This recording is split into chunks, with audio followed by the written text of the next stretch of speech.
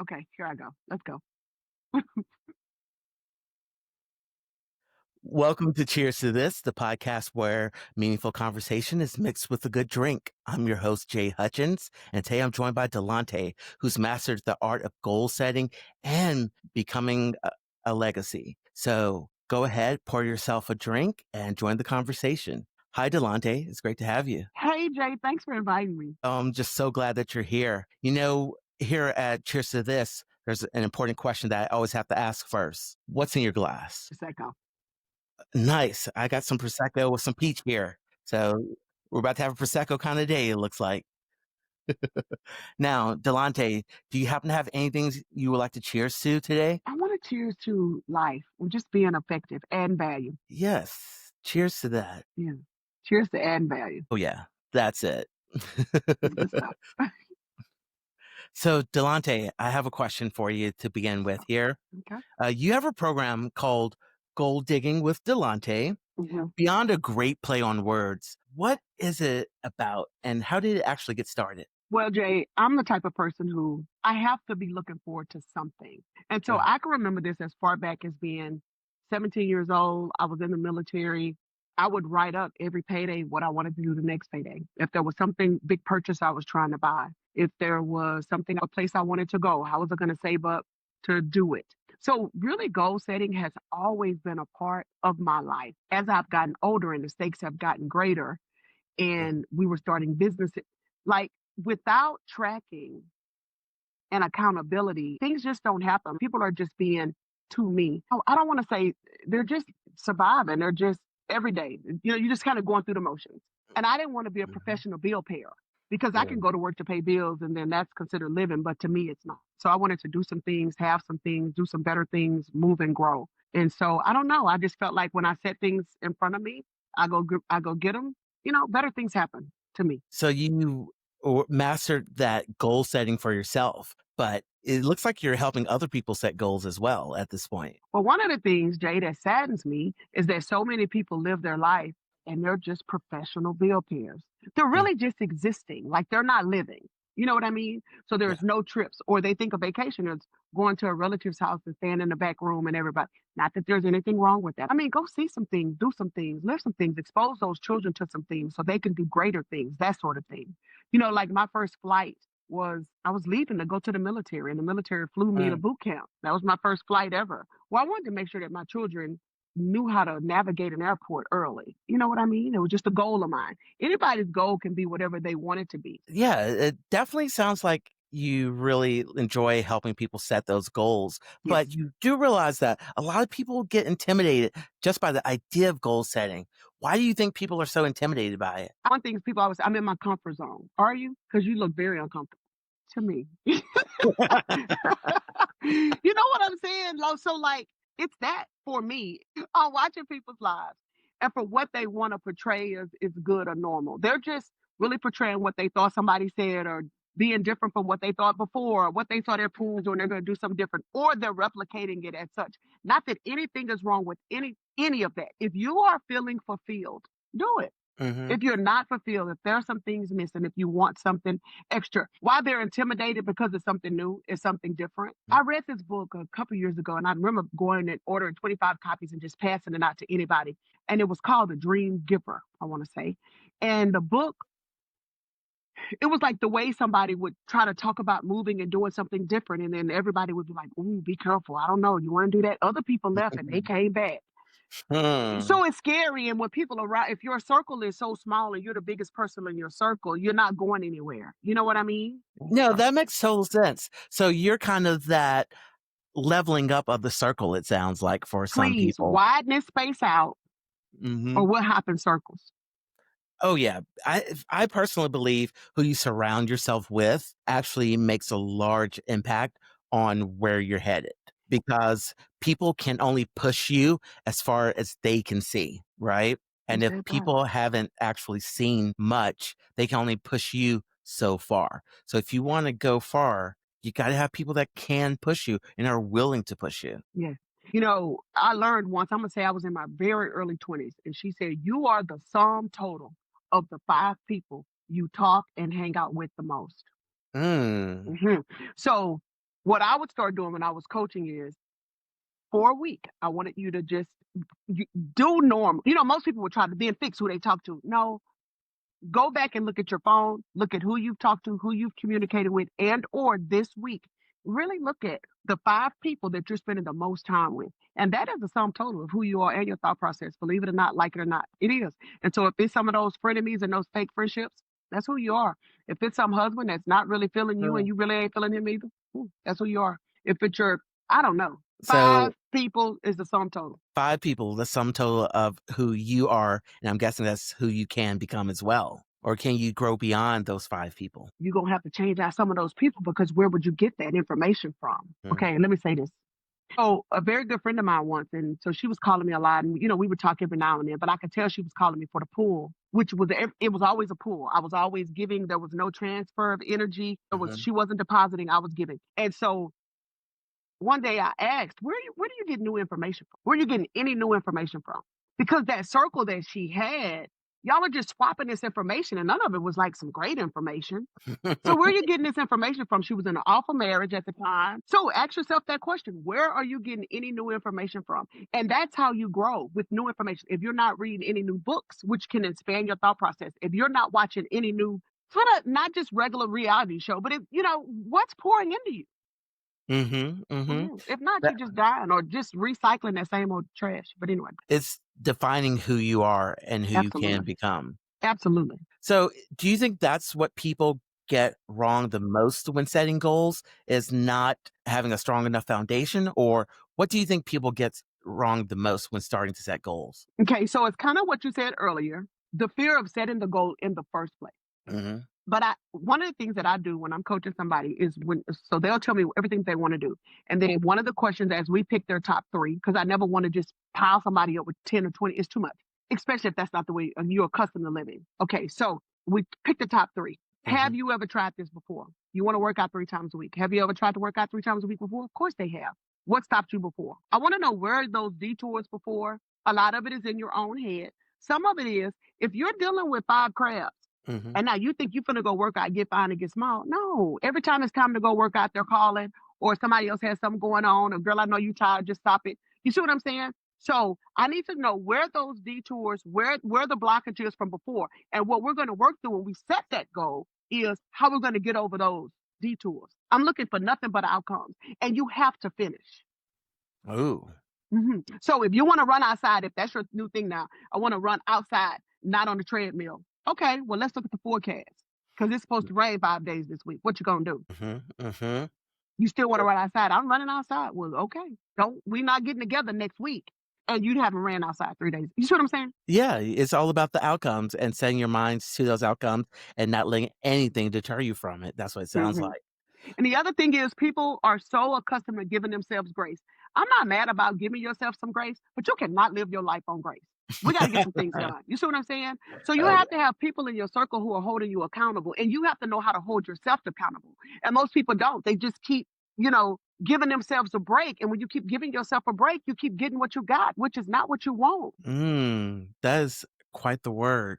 Just But we got to circle back to something you did mention earlier. There are so many people that say they are just trying to survive day to day. They don't have time to set goals. What message do you have for them? First of all, you have to change your language, and you have Mhm. to watch what you say to yourself because your subconscious hears you, and your subconscious cannot differentiate and deviate truth from fake. It just takes the information you give it and it attempts to process it and make it real. All I'm Mm. trying to do is survive. And then you're just going to find yourself surviving. Yeah, change your language. Don't nobody just want to survive. I'm trying to live. And I want to live out loud and I want to laugh and I want to be happy. How about Yeah. that? Yeah, I just don't want to exist. For what?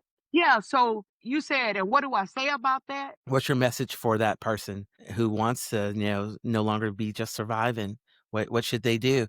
It sounds like you have a plan for them, that they've got to change that mindset, the way that they talk to themselves. That's what it sounds like to me. Number one, and you have to believe. And if you can't believe in you, who else will? Okay, so let me say this too. I've coached a lot of women who, they want to date so bad. Okay. And Mhm. so originally the way we start off is you're going to date yourself. They don't want to stay at home by themselves. They do anything not to be at home. If Mm. your home is not a safe space, If your home is not a comfortable space and you don't even want to go there, why would somebody else want to come visit you there or be there? Create a space for your a safe space that you want to get cozy in. Okay. The other thing is take yourself out and date yourself. How do you know what you like? How do you know what you want? If you, but they don't even want to date themselves. They can't sit quiet with themselves. If you cannot sit with yourself, why somebody else want to sit with you? You see Mm. what I'm saying? So you have to create a space. You have to create a space. There's no room to give yourself the space to not create the space. It sounds like that if you're going to do this, you commit to it, you go for it, and you make it happen. Because who else gonna make it happen for you? Mm. If not, what they're gonna do is give you what they gave her. Now he over here dating her with you. But what if you don't like that? What if you don't want that? But because you're afraid or don't believe in your own self and what you want, or you haven't done it enough with you to know what you really want, you just taking what he giving and pretending that you like it. I don't want rice. I want mashed potatoes. But that other girl ate rice, so he keep bringing rice. I don't. It's just something as small as that.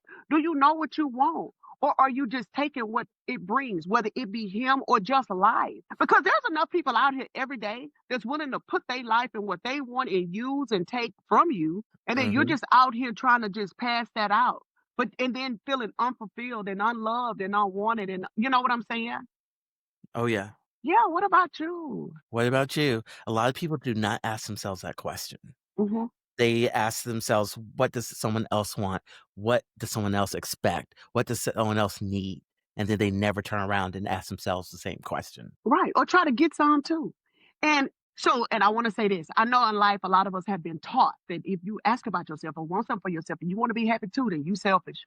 Call it what you can label it whatever you like. But what you won't label is me always giving it to you and I don't have it and you do. What is Now, that actually brings up a very interesting question. You know, what do you say to people that do feel selfish or self absorbed when they even think about setting goals or focusing on themselves? Because a lot of people go down that path. They say, I can't do this. I have to care about so and so. I have to do so and so. I can't put hmm myself first because that's selfish. hmm what a lot of people label as selfish, I label as self-preservation. I'm trying to save Mm, myself out here. I really am. And so it just depends on a particular situation. There are some times that we do have to give of ourselves. There are some times that we do have to give of ourselves. And when we do have to give of ourselves, you won't question being selfish or not. But it's not just every day, all the time, anytime. And then you again walk away feeling so unfulfilled and so empty. You just cannot pour from an empty cup. You just can't. You just mm, can't. And why do I always have to walk away empty? You Why see do what I I'm always have saying? to walk away Why do I empty? always have to walk away empty? I have my no, my deposit only days. I do. I have deposit only days. And that is, I am only taking deposits. Do not ask me for a transfer. I am not taking will you, can you, may you. No, I'm not passing out nothing. I'm Mm. only receiving. And that has to be an empowering space to be in, to be able to say, I am going to receive because I deserve. I have a t-shirt and everything. Oh, okay. So Hmm. people know up front what This day is it what is. this is. I would text my family that my kids were still at home and they were in high school, and I would text them. And even when some of them were off at college and I would still have that day, I would text them, this is deposit only day. Do not ask me for nothing. And please make a deposit. Even if it's just mama, I love you. You know, my son is so funny, that oldest one, because he has a huge heart. So some of those days when he had a little money, he would send me some flowers or something like this. This is a deposit only day. Do not ask me for anything. And I think that's okay for us to do that, because if you have young children, some of those they don't even know that you wake up and you got to feed them and make sure that you have, as a mom, you have to know where someone else is at all times, even when they're not with you 24 hours a day, where they're supposed to Mhm. be, what are they doing, where they and that's a lot of responsibility to have. It really is. And after countless years of that, today I don't want to know where anybody is, and I want somebody to worry about where I am. How about that? How about that? How about that? And if you think I'm selfish for that, I mean, I don't know. So what? So since you brought up family, I guess I have to ask you this question. Go ahead. What does the word legacy mean to you? Oh my God, Jane. That's big for me, Mhm, because I mhm. think a lot of legacy is lived. It's not just left. Like, it is so important for me to create memories, to create traditions, to create this space for my children, my husband, my grandchildren, my mom, my friends. One of the things I always say is, if you have me, you have something. And Hey. so it's kind of a joke, but at the same time, it's the truth. Need Mhm. me, I'm coming for you. Now, will I, how like a lot of parents will always say, just call me to come pick you up and I don't have any questions. You're going to call me to come pick you up. I have a lot of questions. Now, whether I ask them tonight or in the morning, I don't know. But I am coming and you will be safe when you get with me. But yeah, legacy for me, what I leave, when I starting all these businesses when in my early 30s, I felt like I was leaving something, not just I'm leaving something for my grandchildren's grandchildren. And this was when my children were small. And that used to be the title under my name on my email. Oh, yeah? Yeah. Yes, I'm creating space for my grandchildren's grandchildren. That's the Oh, legacy I planned on leaving. Whether it just be a mindset, whether it was going to be creating generational wealth for them as well, mhm. but with the right mindset. I didn't have to leave them the money. They would create their own. You know Yeah. what I mean? Yeah. So should everybody be focused on building a legacy, or is that an individual choice? It's an individual choice for me. It might be something to catch on to because what are they gonna say about Grandma Thelma Mhm. or Papa? I mean, what do they think about you? What did you leave anybody? Mhm. You know what I mean? Not just your Right. know what I mean? Not just your all Yeah. of this nonsense and mess and mean. It's Mm, just yeah. not. Yeah, That's no. not a legacy anybody wants to leave behind. No, but a lot of them are leaving that behind. If we look at some of the legacies that have been left behind, if you're speaking on the grandparents and the great grandparents, some of that stuff not good. So you want to be Mhm. intentional about what's being left. I think that's the thing for me. I was very intentional when my children were small. Before I even had children. First of all, let me be clear. I wasn't going to have any children. Okay. I did not think I was having children. I felt like I was tired after the military. I had this whole other plan for me in my life. Well, when I met Mr. Cropperhead, it was just on and popping. I just loved him. All I want to do was have his baby. I wanted to do. But when we had Dante, it was just I knew I was going to be a great mother. I knew Mhm. I was going to be a great mother. I knew that all three of my children were going to go to college and they were coming out of there with no debt. I knew that they were going to go in there and nobody was going to be filling out those forms every year, waiting for somebody to give them something. That I knew that. You know what I mean? And I made my mind up about that when they were. I mean, maybe Dante and Sammy were in elementary school. And Little Sam wasn't even born yet. Wow. I love that you kind of set that path in your mind and just went for it. So I Mhm. guess it brings it back to goals, I guess. Is it possible to build a legacy without actually committing to setting goals? Is it possible? No, Okay. because you don't know what I mean, what you're doing. If you're just going through life surviving, then you're teaching just survival. Mhm. And it's survival is just not living. Surviving is not living. It's just not living to me. We No, I don't think it's to you. I think that's the reality of the Yeah. situation. Surviving is what gets us pushing from day to day to day, but it doesn't get us to 5 years down the road, 10 years down the road. It doesn't help us build what we're dreaming of, what we really want. Jay, it's not Surviving getting is you till that. next month. It's not getting you to the next 3 months. Here's the Mhm. thing I tell all these little youngsters who out here just living so frivolous. One flat tire. One flat tire set them off. And then they can't even go get a new tire. They got to go to one of the little tire shops and get the little cheap tire. That's going to blow again. One Mhm. pothole. Then they borrowing from the next payday. One situation pushes them into the next payday because you just living right now. So it's Yeah. not even 3 years, 5 years next year. They're pushing from payday to payday. What kind of life is that? Let me say this. You a single mother.